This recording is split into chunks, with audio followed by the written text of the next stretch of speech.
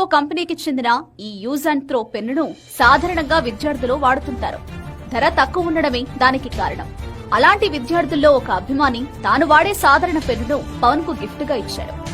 దాని ధర ఎంతని చూడకుండా పవన్ భద్రంగా దాచుకుని డిప్యూటీ సీఎం గా తొలి సంతకం చేయడం అందరినీ ఆకట్టుకుంది. అదొక్కటే కాదు, మరో సందర్భంలో కూడా ఆ పెన్ను విలువను పవన్ చాటి చెప్పారు. ఎమ్మెల్యేగా గెలిచిన తర్వాత అన్న చిరంజీవి ఇంటికి పవన్ వచ్చారు. అప్పుడు చిరంజీవి సతీమణి తన వదిన అయిన Surekha Mont Blanc special edition పెన్నును పవన్ కు బహుమతిగా ఇచ్చారు. ₹1,00,000 పైగానే ఆ పెన్ను ధర ఉంటుంది. ఆ పెన్నును జేబులో పెట్టుకునే సందర్భంలో కూడా పవన్ ఆ ₹10 పెన్నును నిర్లక్ష్యం చేయలేదు. తన వదిన ఇచ్చిన పెన్ను పక్కనే ఆ ₹10 పెన్నుకు స్థానం ఇచ్చారు. పంచాయతీరాజ్ శాఖ మంత్రిగా బాధ్యతలు తీసుకునేటప్పుడు మాత్రం మొదటి ఫైలుపై వదిన ఇచ్చిన పెన్నుతో సంతకం చేశారు. అప్పుడు కూడా ఆ ₹10 పెన్ను వెంటే ఉంది.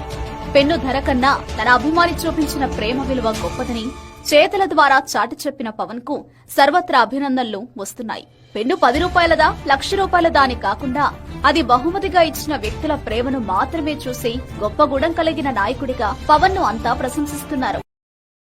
Download ShareChat.